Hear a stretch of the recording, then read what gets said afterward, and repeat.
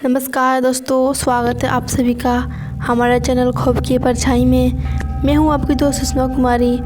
दोस्तों, क्या आपने कभी सोचा है कि भगवान का नाम लेकर बोला गया एक छोटा सा झूठ आपकी पूरी ज़िंदगी को एक चलते हुए नर्क में बदल सकता है। आज की कहानी सिर्फ एक डरावना किस्सा नहीं, बल्कि दो ऐसे दोस्त की सच्ची घटना है जिन्होंने एक छोटी सी ट्रिप के लिए ऐसा झूठ बोला जिसके बाद एक भयानक साया उनके पीछे पड़ गया।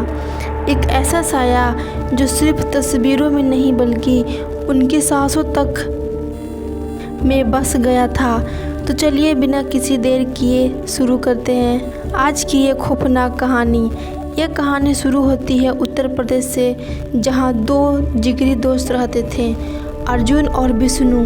दोनों बचपन से पड़ोसी थे, एक साथ खेलते कूदते और एक साथ पले बढ़े थे। दोनों के परिवारों में इतना गहरा नाता था कि विष्णु अर्जुन के घर का बच्चा माना जाता था और अर्जुन विष्णु का घर का।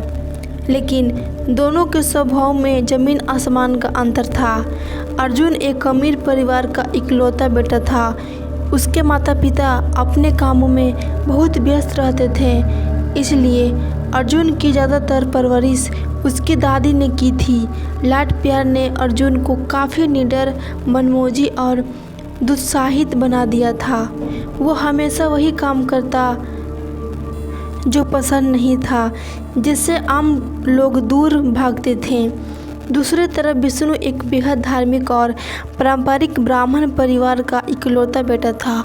विष्णु संस्कारी और सीधे स्वभाव का था, लेकिन अर्जुन की संगति में रहकर थोड़ी बहुत मस्ती वो भी कर लेता था। हालांकि उसे हमेशा अपने शख्स पिता का डर लगा रहता था। आगे की पढ़ाई यानी बीटेक के लिए दोनों कर्नाटक के बीजापुर चले गए। घर से दूर हॉस्टल की आज़ादी मिली तो दोनों धीरे धीरे लापरवाही की तरफ बढ़ने लगे। गलत संगति और पढ़ाई में ध्यान हटने के कारण उनके मार्क्स भी गिरने लगे थे।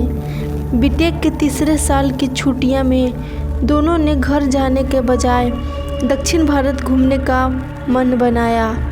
काफ़ी सोचने के बाद उन्होंने तय किया कि वे बेंगलुरु से होकर दक्षिण भारत एक्सप्लोर करेंगे। अर्जुन के घरवाले तो आसानी से मान गए, लेकिन जब विष्णु ने अपने पापा से छुट्टी लेकर घूमने की बात की तो उसके पिता ने साफ मना कर दिया और पढ़ाई पर ध्यान देने के लिए बोला। दोनों का प्लान चौपट होता दिख रहा था। तभी अर्जुन के दिमाग में एक चाल सूझी। उसने विष्णु को एक झूठी कहानी गढ़ने के लिए उकसाया। डरते डरते विष्णु ने अपने पिता को फ़ोन मिलाया और कहा कि वह मौज मस्ती करने नहीं बल्कि दक्षिण भारत की प्रसिद्ध मंदिरों के दर्शन करने और वहां के धार्मिक कल्चर को देखने जा रहा है। बेटा धार्मिक काम के लिए जा रहा है, ये सोचकर पिता का दिल पिघल गया और उन्होंने जाने की इजाज़त दे दी। विष्णु को अपने पिता से झूठ बोलने का थोड़ा अफसोस जरूर हुआ, लेकिन अर्जुन ने हंसते हुए कहा कि घूमकर लौटते वक्त मंदिर से थोड़ा प्रसाद ले लेंगे और घरवालों को दे देंगे, इससे सब खुश हो जाएंगे। लेकिन उन्हें क्या पता था कि भगवान के नाम का ये झूठ इस्तेमाल उनके लिए मौत का फंदा बनने वाला था। दोनों अपने काम से बेंगलुरु के लिए निकल पड़े। अर्जुन गाड़ी चला रहा था और विष्णु बगल वाली सीट पर बैठा था। शाम के करीब 7 बज रहे थे और बेंगलुरु आने में बस 1 घंटा ही बचा था। दोनों थक चुके थे, इसलिए उन्होंने हाईवे के एक ढाबे पर गाड़ी रोकी। खाना खाते वक्त वहां काम करने वाला एक वर्कर उनके पास आया और बातें करने लगा। बातों बातों में विष्णु के मुंह से निकल गया कि उसने अपने घर पर मंदिर दर्शन का झूठ बोलकर यह ट्रिप बनाई है। यह सुनते ही उस वर्कर का चेहरा एकदम बदल गया। उसने बहुत अजीब और गंभीर नज़रों से उन दोनों को देखा और कहा, भैया कभी भी देवी देवताओं या मंदिर का नाम लेकर झूठ मत बोलना। ईश्वर का नाम लेकर बोला गया झूठ ऐसा पाप बनता है जिसका दंड बहुत भयानक होता है। यह सुनकर अर्जुन और विष्णु ज़ोर ज़ोर से हंसने लगे। उन्होंने मॉडर्न बनने के चक्कर में उस गरीब वर्कर की चेतावनी को हवा में उड़ा दिया।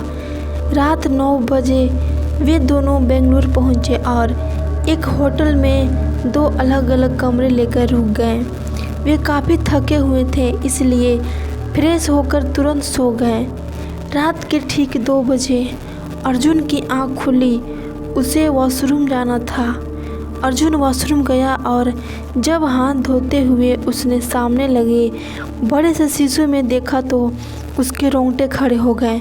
शीशे में उसका अपना कोई अक्स नहीं दिख रहा था। उसने घबराकर आंखें मली तो सब सामान्य हो गया। अर्जुन ने सोचा कि सफ़र की थकान की वजह से ऐसा वहम हुआ होगा। वो वापस सो गया। अगले दिन दोनों ने बेंगलुरु की कई खूबसूरत जगहों घूमी, पार्क, म्यूजियम और मार्केट्स। लेकिन अर्जुन की तबीयत बिगड़ने लगी थी। उसके पूरे शरीर में अजीब सा दर्द था। शाम को होटल लौटकर जब अर्जुन अपने फ़ोन में दिन भर की खींची तस्वीरें देख रहा तो उसकी नज़र एक खौफनाक बात पर पड़ी। हर फोटो में उनके पीछे एक अनजान औरत खड़ी थी। उसका चेहरा कभी नहीं दिख रहा था। वो हमेशा दूसरी तरफ मुंह फेरकर खड़ी थी। अर्जुन घबराकर विष्णु के कमरे में गया और तस्वीरें दिखाई। उन्होंने सोचा कि शायद कोई चोर या अजीब औरत उनकी पीछा कर रही है और उन्होंने इस पर ज़्यादा ध्यान नहीं दिया। लेकिन असली खौफ उस रात के 3:30 बजे शुरू हुआ। विष्णु अपने कमरे में सो रहा था कि अचानक टीवी की तेज़ सरसराहट से उसकी नींद खुली। कमरे की लाइट बंद थी।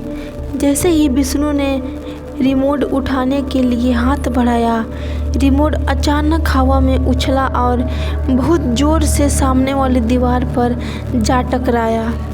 विष्णु के होश उड़ गए।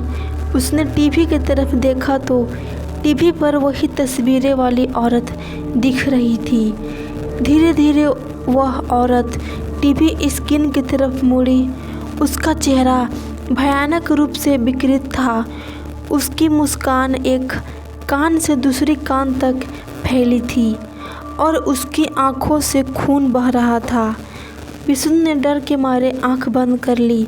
जब उसने डरते डरते आंखें खोली तो उसने देखा कि वही औरत उसके कमरे के दरवाजे पर खड़ी थी और पलक झपकाए ही भागती हुई सीधी विष्णु की तरफ झपटी। विष्णु चीखता हुआ बेड पर उठा बैठा।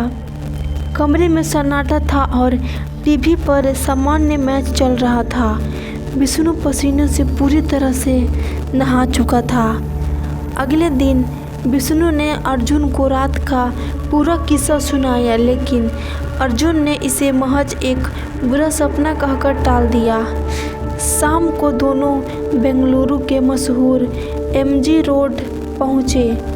घूमते घूमते अर्जुन ने मजाक में कहा कि उसके दादाजी बनाते थे कि एमजी रोड पर एक बूढ़ी औरत की आत्मा घूमती है जो रात में लोगों से लिफ्ट मांगती है और जो लिफ्ट देता है वो मारा जाता है। हालांकि अर्जुन के बाद में हंसते हुए कहा कि हम बस टांग खींच रहा है, लेकिन दोनों अंदर रोमांच जाग उठा। उन्होंने तय किया कि वे आज रात 2:30 बजे एमजी रोड पर कार लेकर जाएंगे। रात के 2:30 बजे एमजी रोड पूरी तरह सन्नाटे में डूब चुका था। दोनों अपनी कार से उतरे। टहलते हुए विष्णु की नज़र सड़क पर पड़ी। एक चीज़ पर गई। वहाँ एक चांदी की चमचमाती चैन पड़ी थी। विष्णु ने जैसे ही वो चैन उठाई तभी पीछे से एक औरत की बेहद दर्द भरी आवाज़ आई, भैया क्या मुझे लिफ्ट मिल सकती है?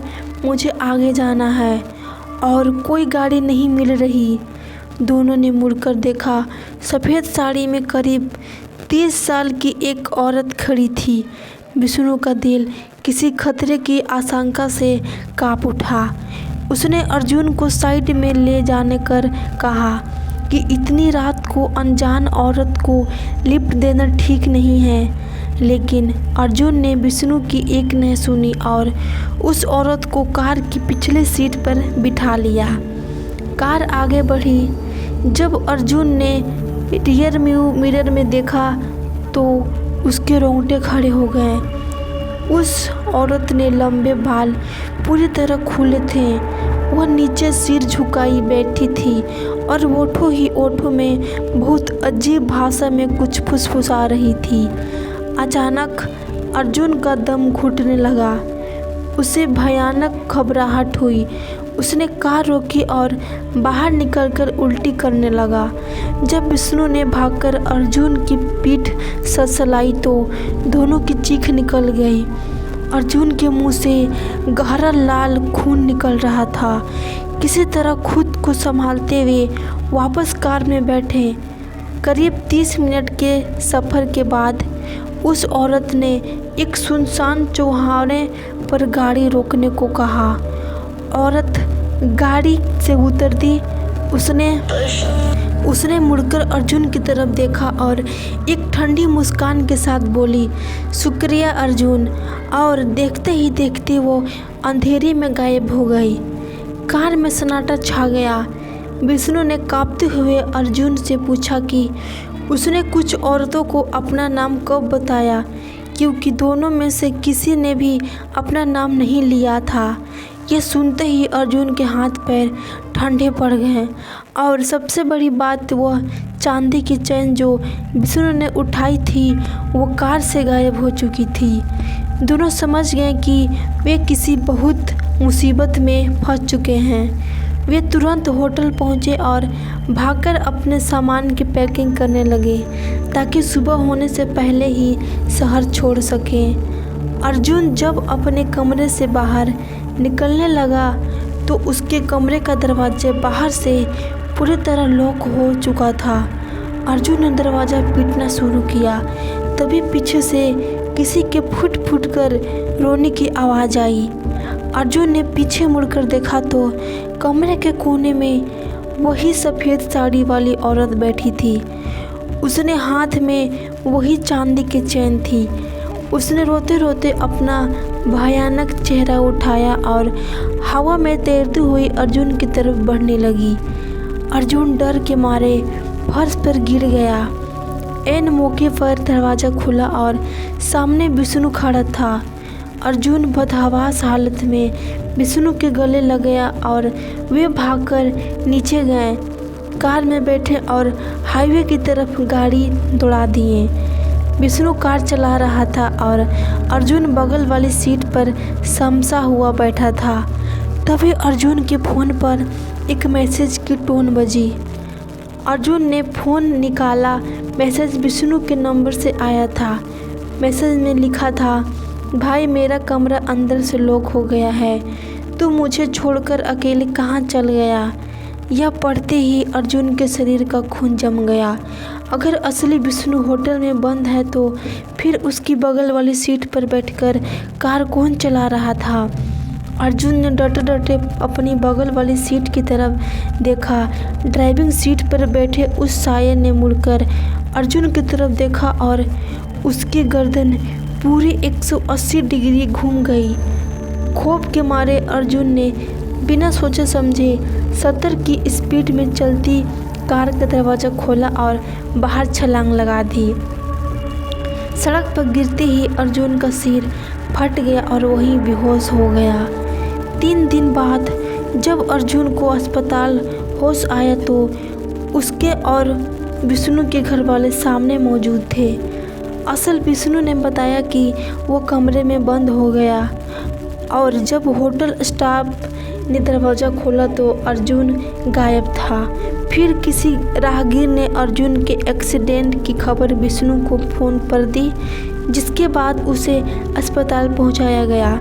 घर लौटने के बाद विष्णु के धार्मिक परिवार ने एक बहुत बड़े सिद्ध पंडित को बुलाया। पंडित जी ने बताया कि भगवान का नाम लेकर झूठ कसम खाने और उस तांत्रिक चांदी की चेन को छूने की वजह से एक बहुत बुरी आत्मा उनके पीछे लग गई थी। उनके घर में कई दिनों तक एक गुप्त महापूजा चली, तब जाकर उन दोनों लड़कों की जान बच गई। तो दोस्तों, ये थी अर्जुन और विष्णु की रोंगटे खड़े कर देने वाली घटना। यह यही सिखाता है कि कभी कभी अपनी सहूलियत या मज़े के लिए ईश्वर या पवित्र स्थानों का नाम लेकर झूठ ना बोलें। आपको ये कहानी कैसी लगी कमेंट करके ज़रूर बताएं। मैं आपकी दोस्त सुषमा कुमारी जल्द ही मिलूँगी ख्वाब की परछाई में एक नए कहानी के साथ। तब तक के लिए सावधान रहें।